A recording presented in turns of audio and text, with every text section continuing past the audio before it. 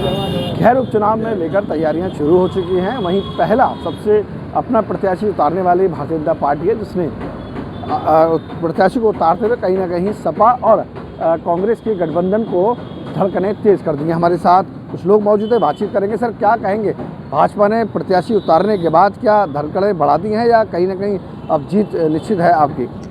ऐसा कुछ नहीं है कि भारतीय जनता पार्टी ने कोई धड़कनें बढ़ा दी हैं।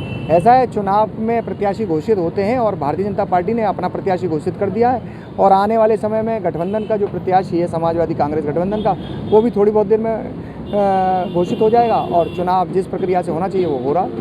क्या लगता है, क्या मूलभूत वहाँ समस्या दिखती हैं आपको और क्या भाजपा लगातार वहाँ जीत प्राप्त करती आई है? इस बार कहीं ना कहीं कोई है समस्या या जीत फिर पक्की है?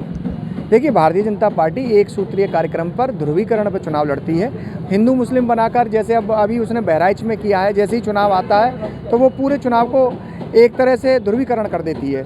और जहाँ तक बात मुद्दों की है, बिजली की है, पानी की है, साढ़ की है, अभी डीएपी की समस्या है, जहाँ बाढ़ आ गई वहाँ किसानों के मुआवजे की बात है, उन सब मुद्दों पर से ध्यान भटकाने के लिए वो हिंदू मुस्लिम करती है। रही बात हमारे गठबंधन की या हमारी पार्टी की चुनाव लड़ने की, जब प्रत्याशी आएगा तो आप देखना बहुमत से खैर में हम जीतेंगे। तो कहीं ना कहीं अभी जनता को है, क्या कहेंगे चौधरी साहब, क्या समीकरण वहाँ खैर विधानसभा का है और क्या कहेंगे, पूरा जो जाट बेल्ट है वो जाटों को सपोर्ट करेगी या भाजपा को सपोर्ट करेगी? देखो, सबसे बड़ी बात यह है कि आप देखते आए हो अभी तक जो पिछली उसमें रहा है, उसमें बीजेपी का कैंडिडेट था और वो ठीक वोटों से जीता था। अब अगर हम बात करते हैं, जाटों की बेल्ट है जो खैर अगर बोली जाती है, जाटों की बेल्ट है और उसे देखते हुए यहाँ पे अब जो रहेगा ये कांटे का वो रहेगा चुनाव। ऐसा नहीं है कि बीजेपी जीत के जाएगी।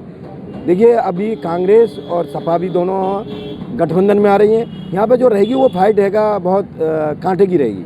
बहुत बड़े कांटे की टक्कर कहीं नहीं, तो साहब बता रहे हैं। क्या कहेंगे साहब, भाजपा ने एक नया पत्ता खोल कर रख दिया है बाहर, लोग क्या पसंद कर रहे हैं या फिर कहीं ना कहीं बदलाव चाहते हैं? नहीं, जो भाजपा ने पिताजी घोषित किया है उनके पिताजी का शेयर मिलेगा, उसका दादा का शेयर मिलेगा उसको, और टक्कर तो रहेगी पर जीतेगी भाजपा ही।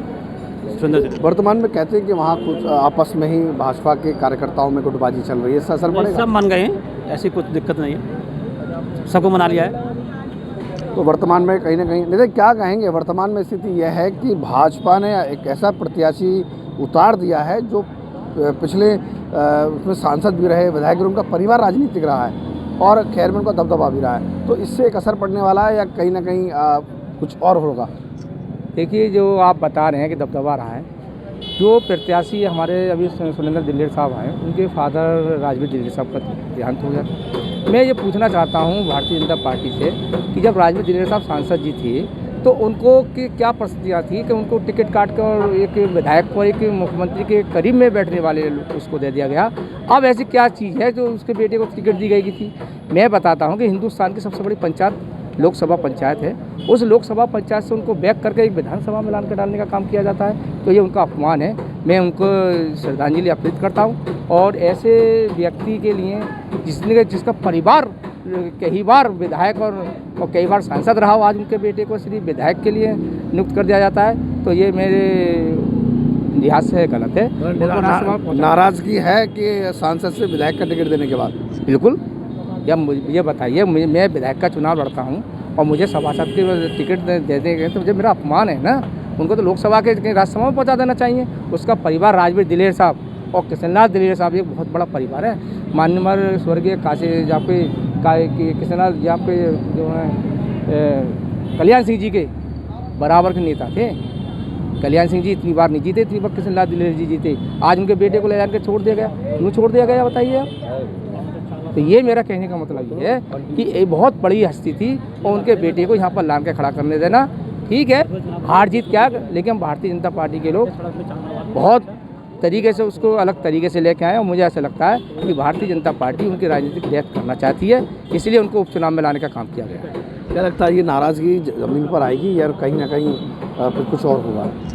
ऐसा पहले तो भारतीय जनता पार्टी जो परिवारवाद की बात करती है वो परिवारवाद स्पष्ट दिखाई देता है। दूसरों के लिए वो बहुत उपदेश देते हैं कि वो परिवारवाद आदरणीय दिलेर साहब का पुत्र को टिकट देना एक परिवारवाद की वो है।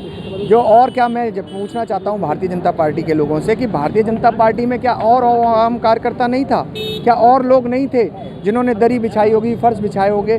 जब टिकट देने का नंबर आया तो उनको केवल दिलेर का परिवार ही दिखाई दिया। और रही बात ज़मीनी नाराज़गी की, तो पूरे उत्तर प्रदेश की जनता जानती है कि भारतीय जनता पार्टी के पास जो वोट है वो खाली ध्रुवीकरण का है, हिंदू मुसलमान का है। हिंसा कराकर वो जाटों को सभी जातों को इकट्ठा करने का कोशिश करती है। अभी जब उन्होंने हरियाणा में हराया तो जाटों को गाली दे रहे थे, वो मीडिया पर खुलकर जाटों को गाली दे रहे थे। अगर कहीं उनमें जरा सी भी स्मिता बची है तो मेरा कहना तो ये है कि वो उनको छोड़कर किसी और को लड़ाएं। बहुत बढ़िया।